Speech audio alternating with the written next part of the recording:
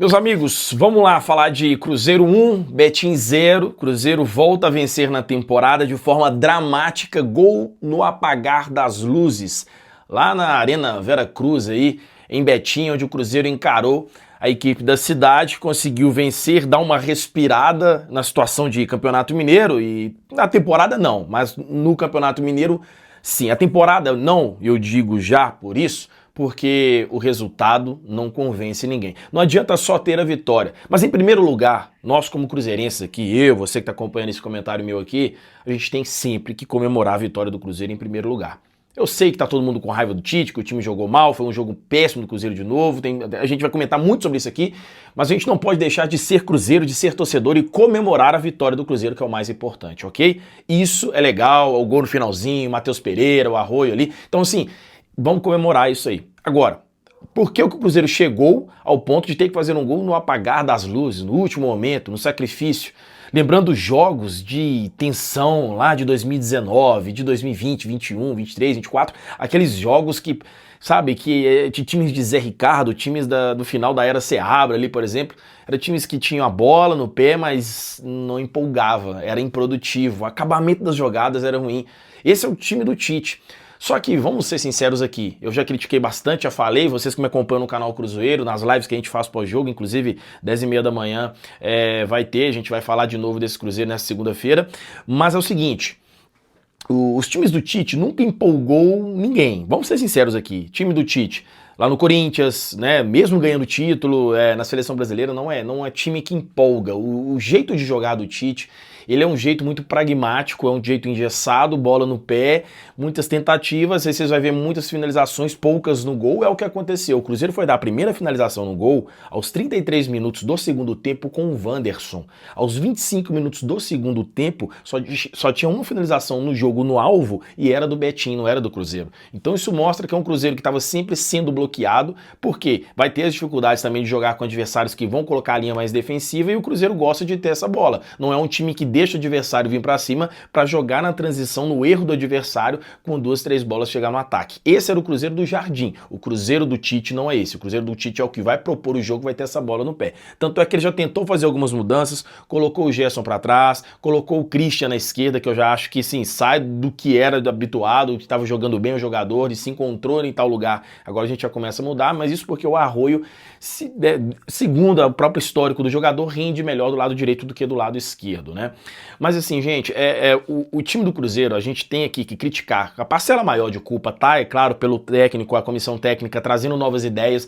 Esses jogadores não estão entendendo, não estão compreendendo. Isso faz o jogador algumas vezes errar o que vai fazer em campo por seguir uma determinação da comissão técnica. Ok, esse é um ponto. Agora, outro ponto que existe é o seguinte, tem jogador que ele vai seguir o protocolo que o técnico passa, mas também tem algo que é dele, que é ele dentro de campo. Então, morosidade, apatia, isso aí não é coisa do treinador, isso é coisa do jogador dentro de campo. E nós percebemos muitas vezes jogadores do Cruzeiro em lances dentro da partida com essa tiriça, parece uma preguiça na jogada, na determinação, na finalização, no acabamento das jogadas, sabe?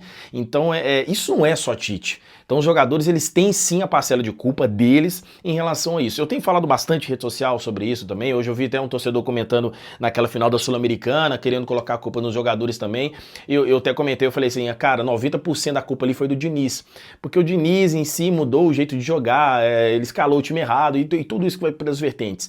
Mas eu entendo sim o torcedor que fala e analisa, porque parece que a gente, quando fala que a culpa é maior do técnico, a gente tira a responsabilidade dos jogadores. Mas isso, nesse momento no Cruzeiro, eu não tô querendo tirar a responsabilidade do Tite. E nem tampouco só apenas dividir essa responsabilidade. Eu acho que cada um tem a sua culpa no que está acontecendo. O Tite tem a diretoria tem a sua culpa de ter trazido um treinador que não segue as ideias daquilo que esse time chegou no seu ápice no ano passado. Olha que tentou reforçar, trazer alguns atletas aí. Vamos considerar o Vídeo Real, vamos considerar o próprio Matheus Cunha no banco, acabou machucando, o goleiro, vamos colocar o Gerson, jogadores que, sim, foi pouco, mas trouxe para tentar melhorar o que já tinha, mesmo achando que a janela foi mal.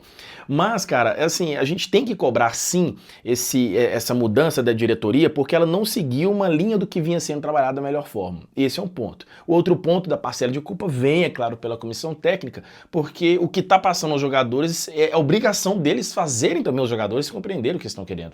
E porque por muitas vezes o treinador vai falar, você vai jogar nesse lado aqui direito, e o jogador confia no treinador. E aí dentro de jogo o resultado não acontece. O jogador joga mal, o jogador começa a desconfiar daquilo que o treinador está passando para ele. Existe esse ponto. Mas como eu falei com vocês, cara, tem uma questão que a gente vê de algumas jogadas, como foi naquele jogo contra o Botafogo, naquele lance que o Caio Jorge toca a bola pro Matheus Pereira, que a gente criticou, porra, Matheus Pereira, faltou mais, sabe, tá ligado no jogo. E por muitas vezes nesse jogo do Cruzeiro, contra o Betim, é isso, a gente percebe que é um time que fica com a bola no pé, é muito lento e falta mais tá ligado, sabe? O jeito de jogar do Jardim deixava esse time mais ligado, mas mesmo assim, em várias decisões, em vários jogos importantes, esse time também pipocava.